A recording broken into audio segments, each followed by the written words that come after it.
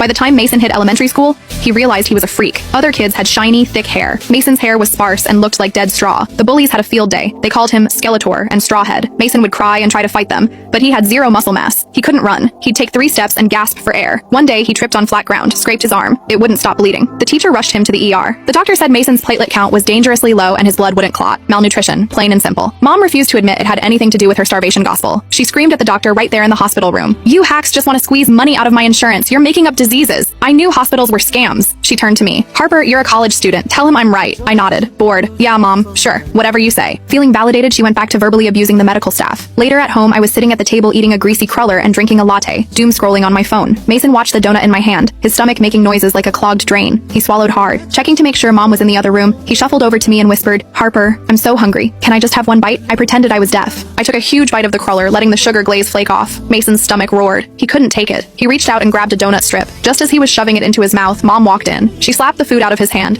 yanked him behind her, and pointed a bony finger at me. "Damn it, Harper. If you want to die young, fine. But don't you dare ruin Mason's karma." I didn't back down. "Your son grabbed it with his own hand. Watch your kid better if you don't want him scavenging for scraps." Mason started crying, reaching for the donut on the floor. "Mom, it's not fair. Why does Harper get to eat 3 times a day and I can't?" Mom hugged him, cooing, "Harper is going to get married and leave. She's not truly family. Let her eat herself to an early grave. You are different. You are the only heir to this family, my precious boy. You need to live to be 100. Mom had found this hunger longevity theory on some obscure conspiracy forum. She treated it like the Bible. I picked up the dirty donut from the floor and tossed it in the trash. I looked at Mason. "Hear that? Mom says no. Be a good boy and starve or you'll ruin your karma. Don't want to die young, do we?" I grabbed my suitcase and walked out the door. In my last life, I stayed local after graduation to feed Mason. This time, I studied my ass off, got my teaching credentials, and moved to a mid-sized city 3 hours away to teach middle school. To keep Mason pure, Mom cut off his allowance so he couldn't buy contraband snacks at school. Mason called me constantly, begging for 10 or 20 bucks via Venmo. I knew he was starving, but I used Mom's logic against him. "Harper, please, I'm dying." He whined into the phone. "Just send me cash. I'll eat secretly. Mom won't know." I smirked. "Can't do it, kid. It'll ruin your karma." Mason got nasty. "Harper, you bitch. Send me the money or I'll tell Mom you made me eat." Threatening me? Cute. I hung up and immediately forwarded the recording to Mom. Caption: "Your longevity boy is trying to buy snacks at school. Guess he wants to die early."